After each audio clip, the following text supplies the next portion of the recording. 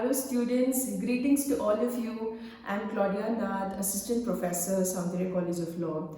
Today we are going to be dealing with yet another significant topic, strict liability and absolute liability, which comes under the subject law of torts. So before I actually take you through the PowerPoint presentation which I have prepared to make you understand these concepts, I felt that you need to know the reason behind these underlying rules. It is because of two historic judgments or landmark judgments called Rylands versus Fletcher and MC Mehta versus Union of India. So I am going to be taking you through the facts, the issues and the judgment involved in these two case laws. Students, let's now take a look at the facts, issues and judgment of these two case laws. Rylands versus Fletcher.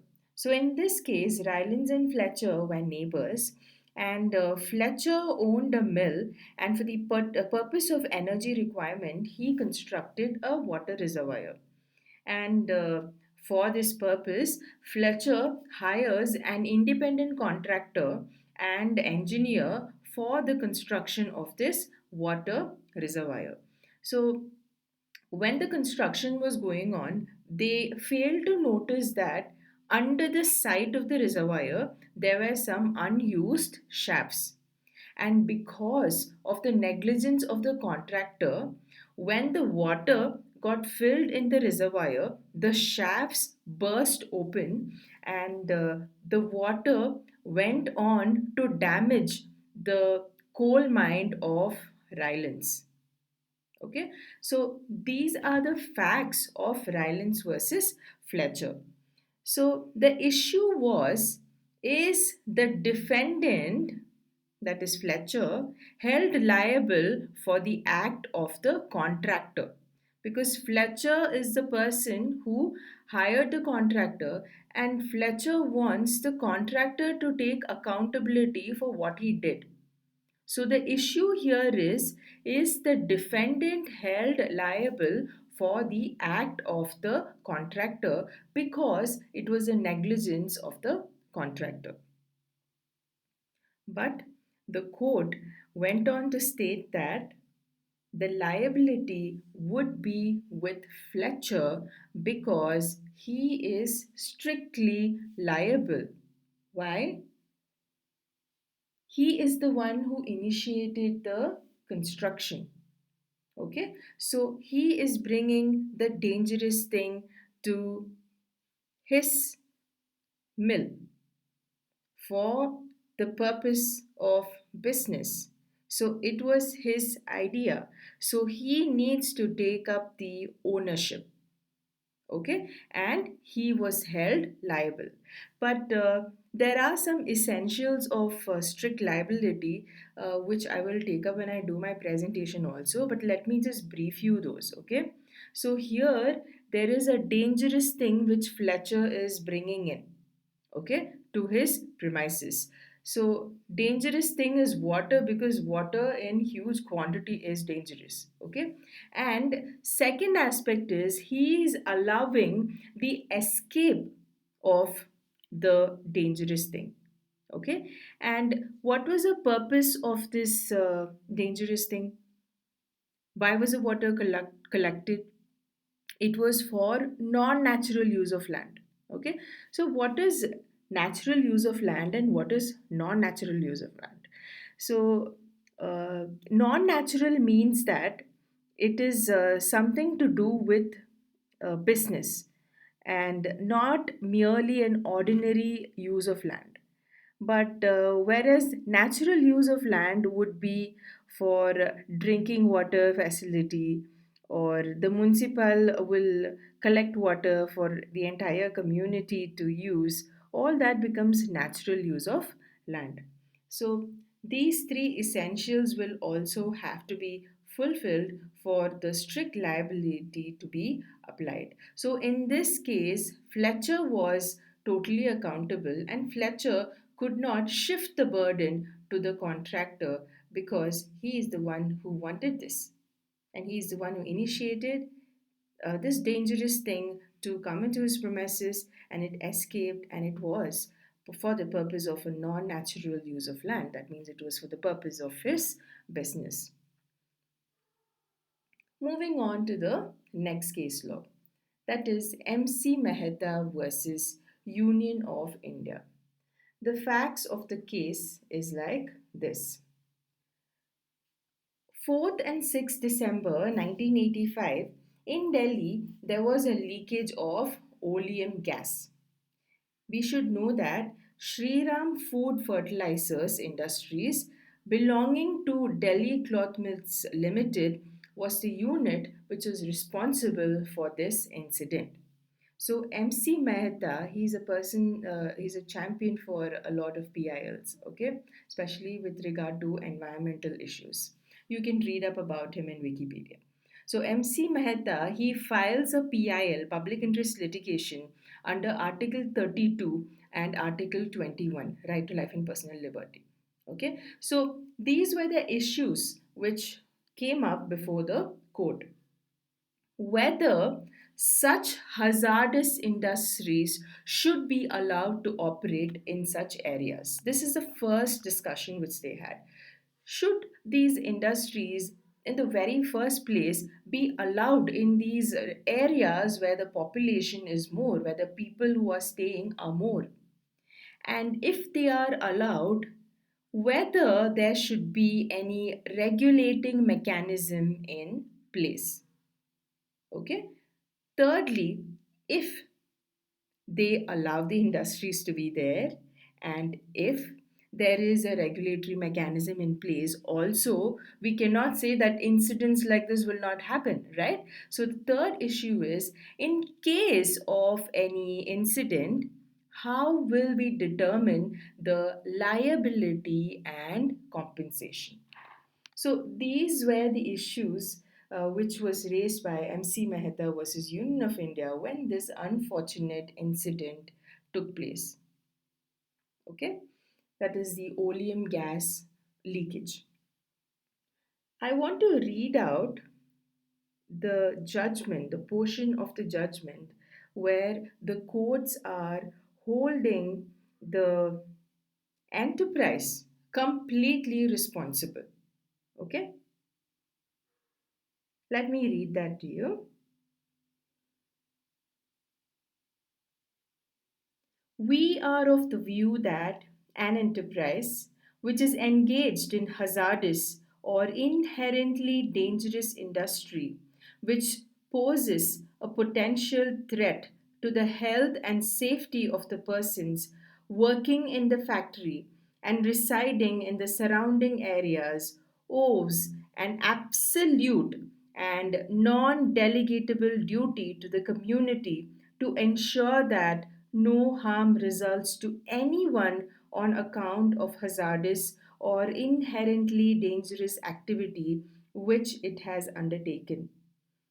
The enterprise must be held to be under an obligation to provide that the hazardous or inherently dangerous activity in which it is engaged must be conducted with the highest standards of safety, and if any harm results on account of such activity, the enterprise must be absolutely liable to compensate for such harm. And it should be no answer to enterprise to say that it has taken all reasonable care and that the harm occurred without any negligence on its part.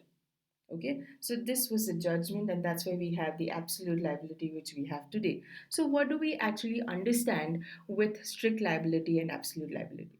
We know that it's because of Rylands versus Fletcher, we have strict liability. Okay, we know that it's because of MC Mehta versus Union of India that we have absolute liability. But is it the opposite of each other? No. Is it same? No. Then what is the difference?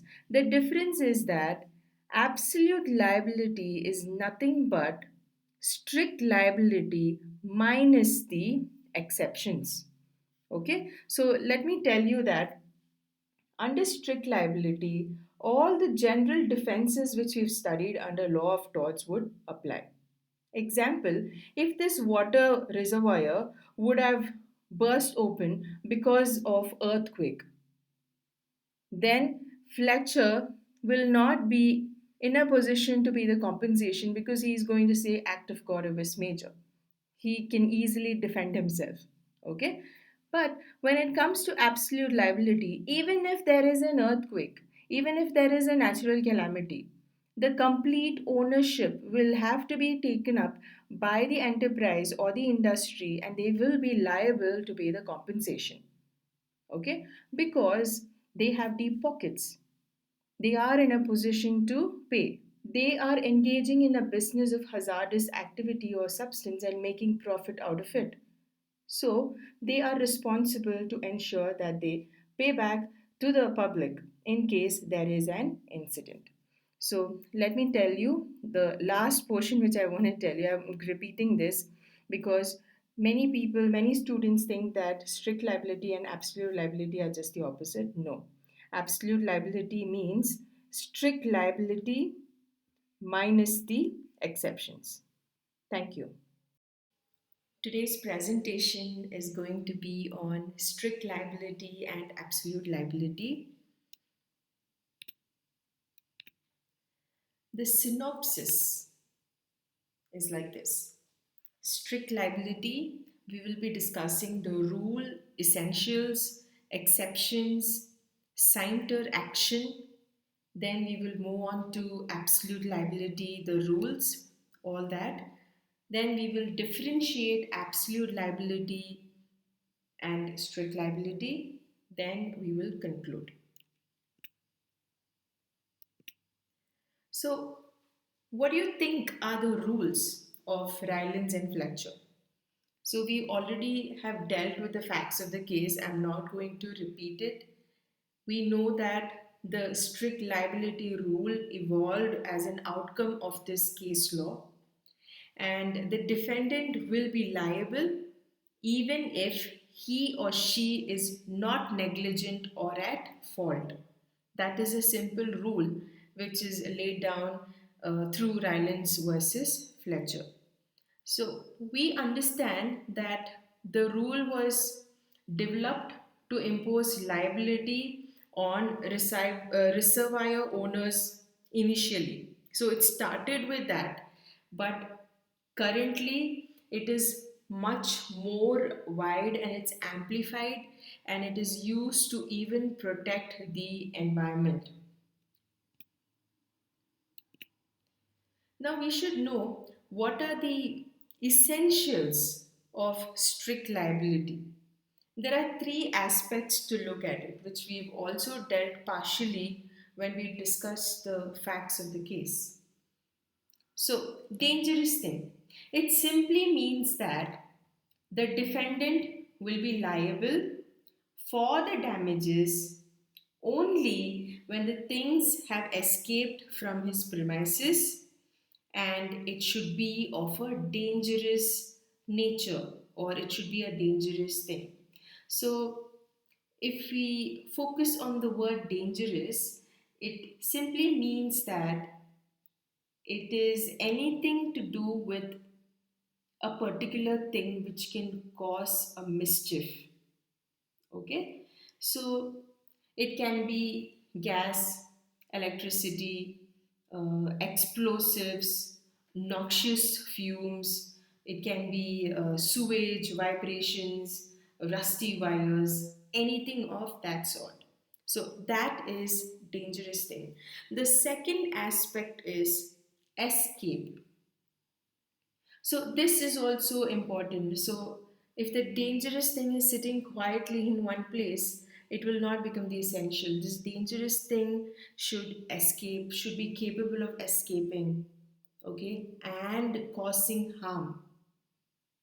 Okay, so it should not be within the reach of the defendant after its escape. Example, if there is a poisonous plant which is growing on the defendant's land, escapes and enters the plaintiff's land, okay, and if the cattle, a cattle which is there feeds on it, okay, eats it, then the defendant is liable for the damages caused to the cattle of the plaintiff.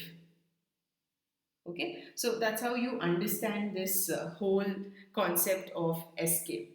Now, what is the aspect of non natural use of land?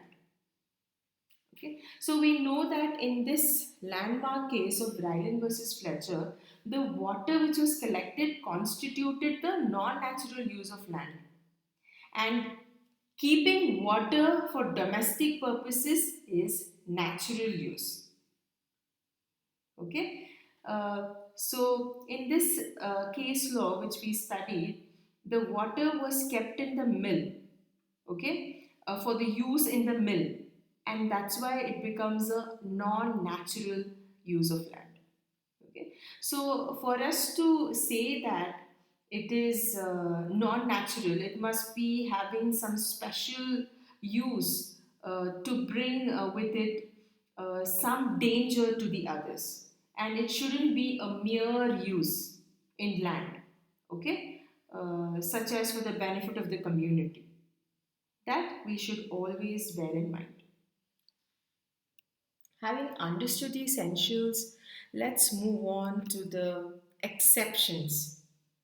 Now, the exceptions to strict liability is very much similar to the general exceptions which you've already studied.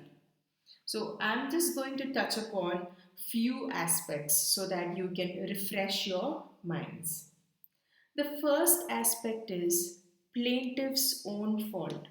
So, if the escape was due to the plaintiff's negligence or own fault, then the defendant will not be held liable.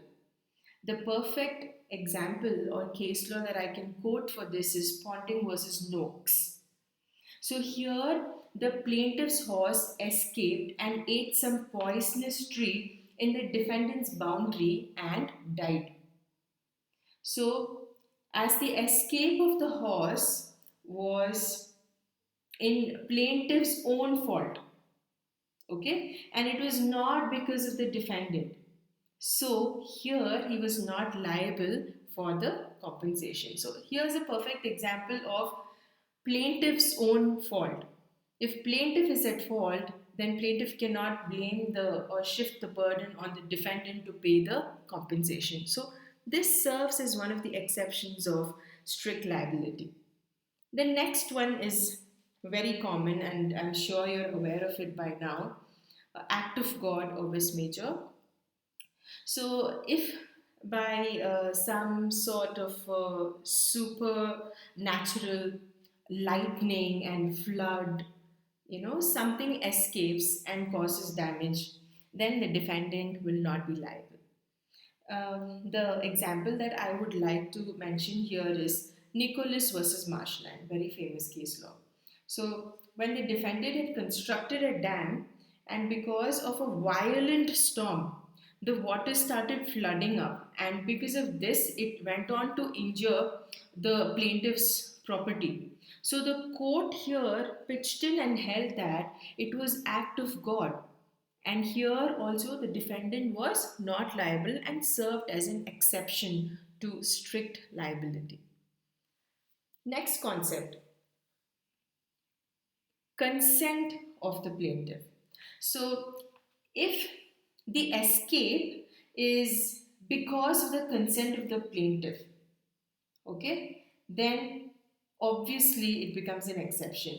Let me take you through this Taylor's case, wherein the plaintiff and the defendant, they stored up water in the upper story. Okay, so they're doing a common venture here.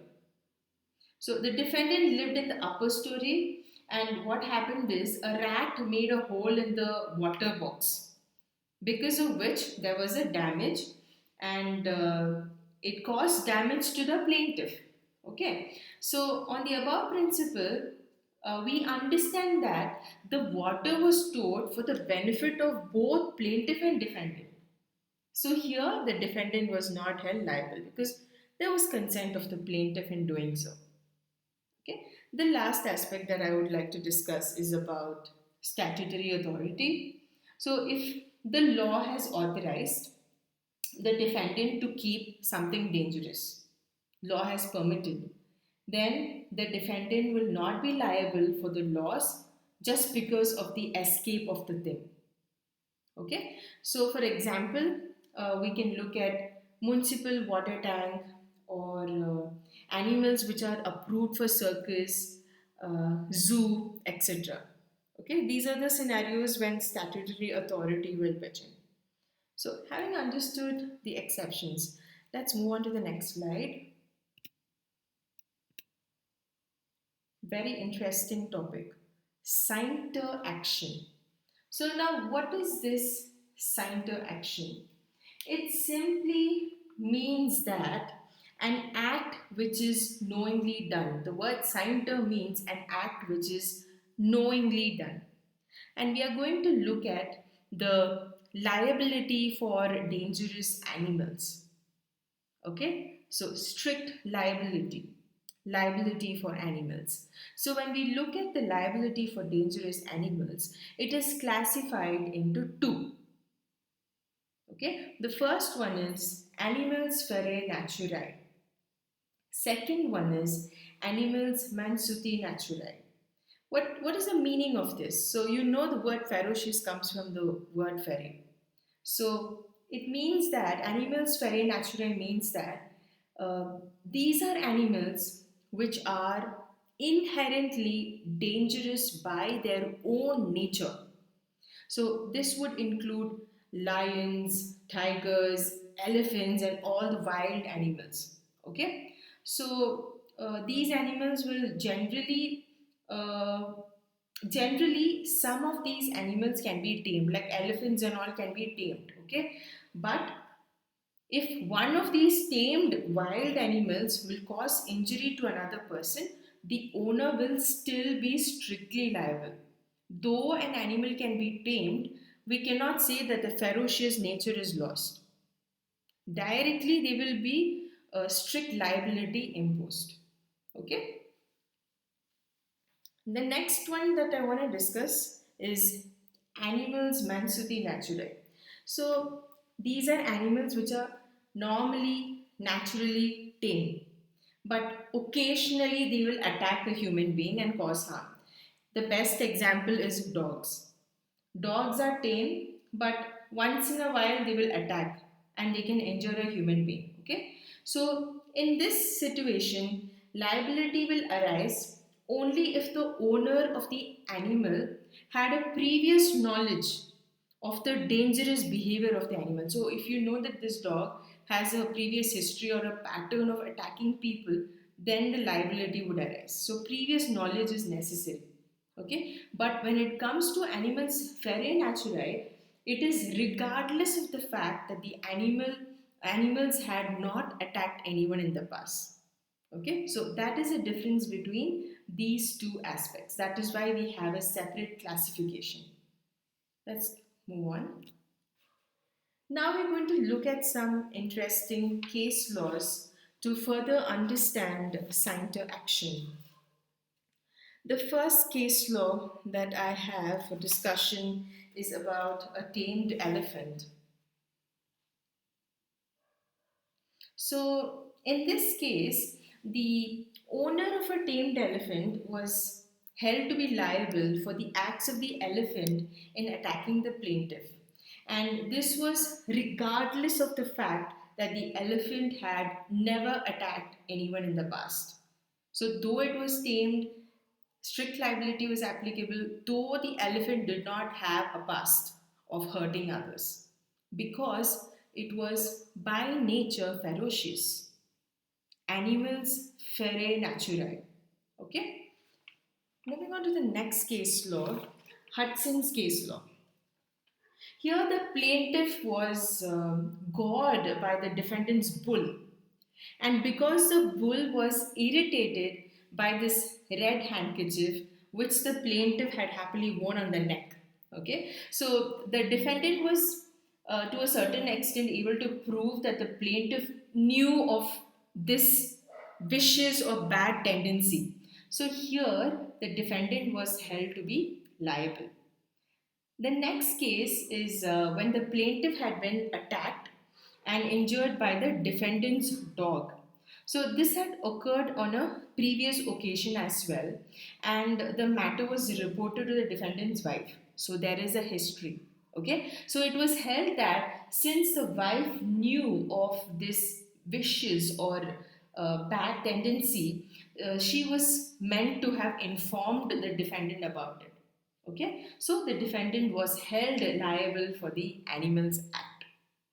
Next case law is slightly different from the previous case law that I discussed. Okay, so in Glansman's case law, the defendant's dog attacked and injured the plaintiff, but there was no evidence of previous attack by the animal. Because of that, the defendant was held not to be liable. So, when there is history, when it comes to the category of animals which are not ferocious, then if there is history only, then they will cause the strict liability will apply. If there is no history, then it will not apply. Okay, so even if the university exams, in the university exams, they're going to ask you a problem, you need to look out for the facts accurately. Only then you will get the accurate solution and apply the right case law. Okay. Next case law in Holmes' case, the defendant's cat had entered into the plaintiff's land, okay, and killed 14 of his birds. So, here, interestingly, it was held that there was no liability on the defendant's part, okay, because the animal was acting according to its natural instinct, okay. So, next case law. This is also a very interesting case law. Sycamore versus Lay. This is about teasing of dogs. So, in this case, it was held that the act of plaintiff in teasing the dog will serve as a defense, since it was through the plaintiff's default that he injured the animal. So, if there's a dog which is just simply standing and you go tease the dog or you pelt a stone at the dog and the dog pounces on you and attacks you, you are responsible for it. Okay? Because you initiated it. That's plaintiff's default. So in this case, the defense will not apply. Okay? Let's move on. This is very important. That's why I've given a specific page for this. Rand's case. So, in this case, it was held that zookeepers and animal trainers had no remedy in Scienter action. So, it simply means if they were attacked by the animals with which they were dealing, then they cannot claim strict liability, because the defense of voluntary non-fit injuria would apply in a situation in which a person, by the nature of his work or some other purpose, has voluntarily acknowledged to exposing himself or herself to the risk of being attacked by animals. So here, when they have volunteered to do so, they cannot claim strict liability from anyone. Okay, next one. Absolute liability. Now we come to absolute liability. So we've gone through the case law of MC Mehta versus Union of India, and then we also know the rule that was applied. That means the enterprise which is carrying out hazardous activity cannot escape from paying compensation or cannot escape from their liability by showing that there was no negligence on their behalf. Okay, so in short, we also summed up that absolute liability simply would mean strict liability minus the exceptions. That means whatever is strict liability is very much applicable in absolute liability, but we will not look into the exceptions. Let me go back and show you the exceptions. These exceptions will not be applicable. When these exceptions are not applicable on strict liability, it simply becomes absolute liability. I hope that's clear. So now we will have to look at the difference between what is absolute liability and what is strict liability. These are the points: non natural use of land, escape of things, applicability of exceptions, compensatory damage, or exemplary damage. So we understand that the rule in Ryland versus Fletcher needs non natural use of land. Okay, I've explained what is non natural use of land before. And the rule in MC Mehta versus Union of India, that is absolute liability, will not require these conditions. The defendant should only be engaging in a dangerous activity. That's all is a requirement. It's not necessary that it has to move. Okay. The second is escape of things. So the rule in Ryland versus Fletcher clearly states that it will require that things should escape and it should also cause harm to the others. That means it should escape and be capable of causing harm. Okay, but the rule in MC Mehta versus Union of India, there is no difference between persons inside the premises and outside the premises. Okay, because the escape of things causing harm from the premises is not at all a necessary condition. And the third aspect is the applicability of the exceptions. So we know that though the rule in Ryland versus Fletcher is only strict liability and it is not absolute liability because there are many exceptions for the application of the rule, the new rule in MC Mehta is not subject to any exceptions and it is therefore absolute. That's why we call it absolute, because we do not consider any of the exceptions laid down under the strict liability or applicable under the strict liability. Now, one last aspect is ordinary or compensatory damage will be awarded in the case of Ryland versus Fletcher, and exemplary damages will be awarded in cases of MC Mehta versus Union of India case. Okay. To conclude, I need to mention these important acts and, of course, no fault liability principle also, without which this whole presentation would actually be incomplete. So, the Bhopal Gas Leak Disaster Act of 1985. How did all this come? We need to go back and trace the history a little bit. The Union Carbide India Limited, which was a subsidiary of Union Carbide Corporation, which was an MNC which is registered in the USA. They had a specific plant in Bhopal for the manufacture of pesticides. And in 1984, December, history says this, in 1984, December 2nd night, there was a mass disaster caused because of leakage of methyl isocyanate and many other toxic gases. So it is said that around 3,000 people died and many people were seriously injured because of this. So, on behalf of the victims, who were mostly of the lower economic strata of society, a large number of cases were filed in Bhopal and in USA.